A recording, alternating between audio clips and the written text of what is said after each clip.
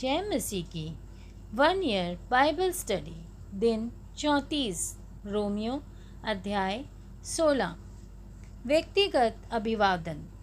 मैं तुमसे फीबे के लिए जो हमारी बहन और किंक्रिया की कलीसिया की सेविका है विनती करता हूँ कि तुम जैसा कि पवित्र लोगों को चाहिए उसे प्रभु में ग्रहण करो और जिस किसी बात में उसको तुम्हारी आवश्यकता हो उसकी सहायता करो, क्योंकि वह भी बहुतों की वरन मेरी भी उपकार करने वाली रही है। प्रिस्का और अक्विला को जो मसीह यीशु में है मेरे सहकर्मी हैं, नमस्कार। उन्होंने मेरे प्राण के लिए अपना ही जीवन जोखिम में डाल दिया है और केवल मैं ही नहीं वरन अन्य जातियों की सारी कलीसियाएं भी उनका धन्यवाद करती हैं। उस कलीसिया को भी नमस्कार जो उनके घर में है। मेरे प्रिय इपैनेतुस को जो मसीह के लिए आसिया का पहला फल है, नमस्कार। मरियम को जिसने तुम्हारे लिए बहुत परिश्रम किया, नमस्कार। अंद्रोनिकुस और यूनियास को जो मेरे कुटुंबी हैं और मेरे साथ कैद हुए थे और प्रेरितों में नामी हैं और मुझसे पहले मसीही हुए थे, नमस्कार। अम्प्लियातुस को जो प्रभु में मेरा प्रिय है, नमस्कार। उर्बानुस को जो मसीह में हमारा सहकर्मी है और मेरे प्रिय स्तिकुस को नमस्कार। अपिलेस को जो मसीह में खरा निकला, नमस्कार। अरिस्तुबुलुस को घराने को नमस्कार। मेरे कुटुंबी हेरोदियोन को नमस्कार। नरकिस्सुस के घराने को जो लोग प्रभु में हैं उनको नमस्कार।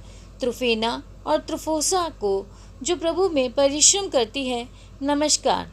प्रिय प्रिसिस को जिसने प्रभु में बहुत परिश्रम किया, नमस्कार।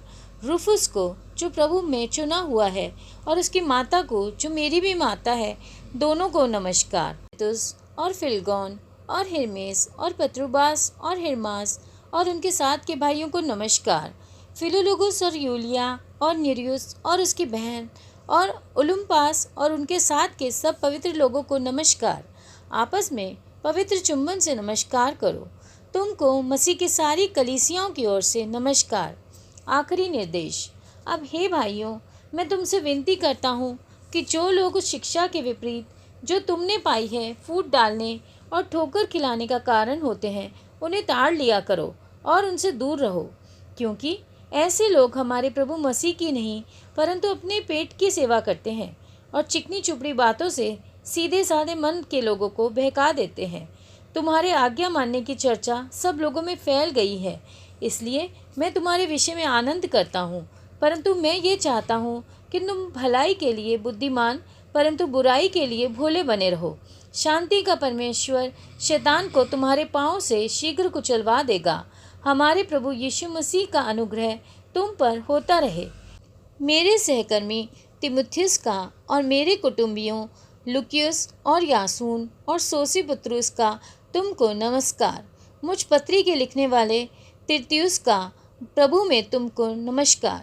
गयुस जो मेरी और कलीसियाओं की पहुनाई करने वाला है, उसका तुम्हें नमस्कार। इरास्तुस जो नगर का भंडारी है और भाई क्वार्तुस का तुमको नमस्कार। परमेश्वर की स्तुति। अब जो तुमको मेरे सुसमाचार अर्थात यीशु मसीह के संदेश के प्रचार के अनुसार स्थिर कर सकता है, उस भेद के प्रकाश के अनुसार जो सनातन से छिपा रहा परंतु अब प्रकट होकर सनातन परमेश्वर की आज्ञा से भविष्यद्वक्ताओं की पुस्तकों के द्वारा सब जातियों को बताया गया है कि वे विश्वास से आज्ञा मानने वाले हो जाएं। उसी एकमात्र बुद्धिमान परमेश्वर की यीशु मसीह के द्वारा युगानुयुग महिमा होती रहे, आमीन। भजन संहिता अध्याय 17। अत्याचारी से बचाने के लिए प्रार्थना। हे यहोवा परमेश्वर, सच्चाई के वचन सुन, मेरी पुकार की ओर ध्यान दे। मेरी प्रार्थना की ओर जो निष्कपट मुंह से निकलती है कान लगा। मेरे मुकदमे का निर्णय तेरे सन्मुख हो, तेरी आंखें न्याय पर लगी रहें। तूने मेरे हृदय को जांचा है, तूने रात को मुझे देखा है, तूने मुझे परखा परंतु कुछ भी खोटापन नहीं पाया। मैंने ठान लिया है कि मेरे मुंह से अपराध की बात नहीं निकलेगी। मानवीय कामों में मैं तेरे मुंह के वचन के द्वारा क्रूरों की सी चाल से अपने को बचाए रहा। मेरे पाँव तेरे पथों में स्थिर रहे, फिसले नहीं। हे ईश्वर, मैंने तुझसे प्रार्थना की है क्योंकि तू मुझे उत्तर देगा। अपना कान मेरी ओर लगाकर मेरी विनती सुन ले। तू जो अपने दाहिने हाथ के द्वारा अपने शरणागतों को और उनके विरोधियों से बचाता है, अपनी अद्भुत करना दिखा। अपनी आंखों की पुतली के समान सुरक्षित रख। अपने पंखों के तले मुझे छिपा रख उन दुष्टों से जो मुझ पर अत्याचार करते हैं, मेरे प्राण के शत्रुओं से जो मुझे घेरे हुए हैं। उन्होंने अपने हृदयों को कठोर किया है, उनके मुंह से घमंड की बातें निकलती हैं। उन्होंने पग पग पर हमको घेरा है। वे हमको भूमि पर भटक देने के लिए घात लगाए हुए हैं। वे उस सिंह के समान है जो अपने शिकार की लालसा करता है और जवान सिंह के समान घात लगाने के स्थानों में बैठा रहता है। उठ हे यहोवा, उसका सामना कर और उसे पटक दे। अपनी तलवार के बल से मेरे प्राण को दुष्ट से बचा ले। अपना हाथ बढ़ाकर हे यहोवा, मुझे मनुष्यों से बचा, अर्थात संसारी मनुष्यों से, जिनका भाग इसी जीवन में है और जिनका पेट तो अपने भंडार से भरता है। वे बाल बच्चों से संतुष्ट हैं और शेष संपत्ति अपने बच्चों के लिए छोड़ जाते हैं। परंतु मैं तो धर्मी होकर तेरे मुख का दर्शन करूँगा। जब मैं जागूंगा तब तेरे स्वरूप से संतुष्ट होऊंगा। आमीन। पहला शमूएल अध्याय 17। गोलियत की समस्त इज़राइल को चुनौती। अब पलिश्तियों ने युद्ध के लिए अपनी सेनाओं को इकट्ठा किया और यहूदा देश के सोको में एक साथ होकर सोको और अजेका के बीच एपेस-दमीम में डेरे डाले। शाऊल और इज़राइली पुरुषों ने भी इकट्ठे होकर एला नामक तराई में डेरे डाले और युद्ध के लिए पलिश्तियों के विरुद्ध पांति बांधी। पलिश्ती तो एक ओर के पहाड़ पर और इज़राइली दूसरी ओर के पहाड़ पर खड़े रहे और दोनों के बीच तराई थी। तब पलिश्तियों की छावनी में से गोलियत नामक एक वीर निकला जो गत नगर का था और उसकी लंबाई 6 हाथ 1 बित्ता थी। उसके सिर पर पीतल का टोप था और वह एक पत्थर का झिलम पहने हुए था जिसका तोल 5000 शेकेल पीतल का था। उसकी टांगों पर पीतल के कवच थे और उसके कंधों के बीच बर्छी बंधी थी। उसके भाले की छड़ जुलाहे के डोंगे के समान थी और उस भाले का फल 600 शेकेल लोहे का था और बड़ी ढाल लिए हुए एक जन उसके आगे आगे चलता था। वह खड़ा होकर इज़राइली पांतियों को ललकार के बोला, तुमने यहाँ आकर लड़ाई के लिए क्यों पांति बांधी है? क्या मैं पलिश्ती नहीं हूँ और तुम शाऊल के अधीन नहीं हो? अपने में से एक पुरुष चुनो कि वे मेरे पास उतर आए। यदि वे मुझसे लड़कर मुझे मार सके तब तो हम तुम्हारे अधीन हो जाएंगे, परंतु यदि मैं उस पर प्रबल होकर मारूं तो तुमको हमारे अधीन होकर हमारी सेवा करनी पड़ेगी। फिर वह पलिश्ती बोला, मैं आज के दिन इज़राइली पांतियों को ललकारता हूँ, किसी पुरुष को मेरे पास भेजो कि हम एक दूसरे से लड़ें। उस पलिश्ती की इन बातों को सुनकर शाऊल और समस्त इज़राइलियों का मन कच्चा हो गया और वे अत्यंत डर गए।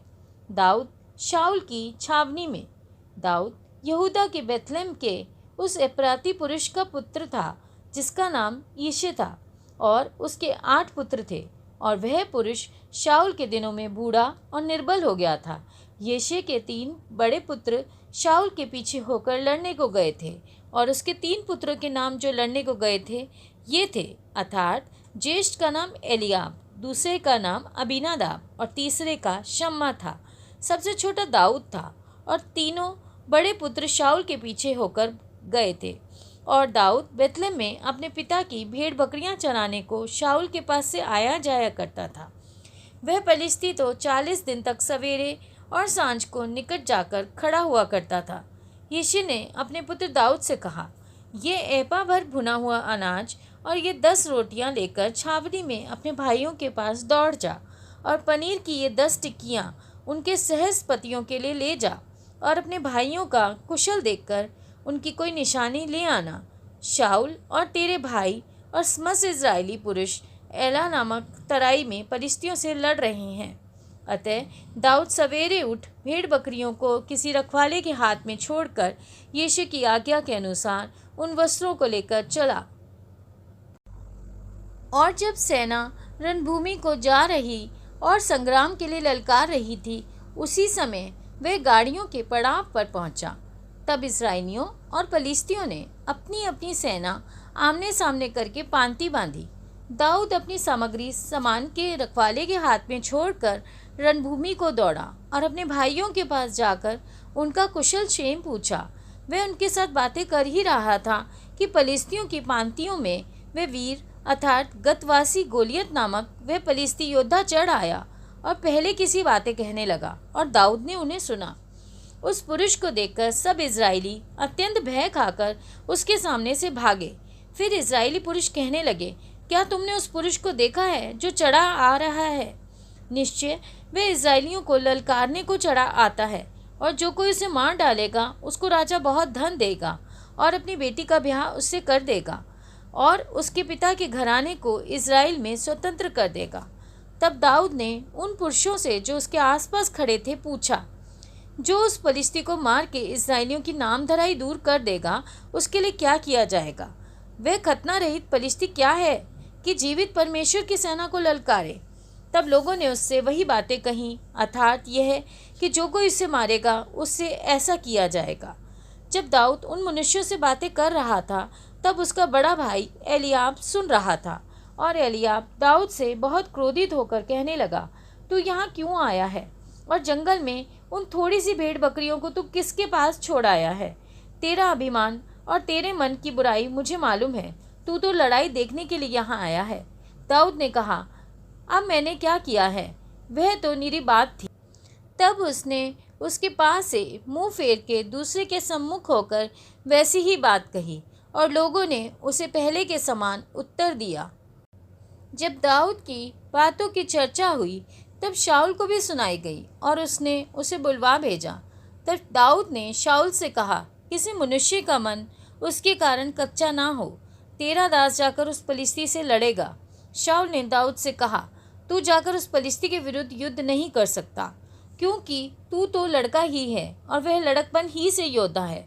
दाऊद ने शाऊल से कहा, तेरा दास अपने पिता की भेड़ बकरियां चराता था, और जब कोई सिंह या भालू झुंड में से मेमना उठा ले जाता तब मैं उसका पीछा करके उसे मारता और मेमने को उसके मुंह से छुड़ा लेता, और जब वह मुझ पर हमला करता तब मैं उसके केश को पकड़कर उसे मार डालता था।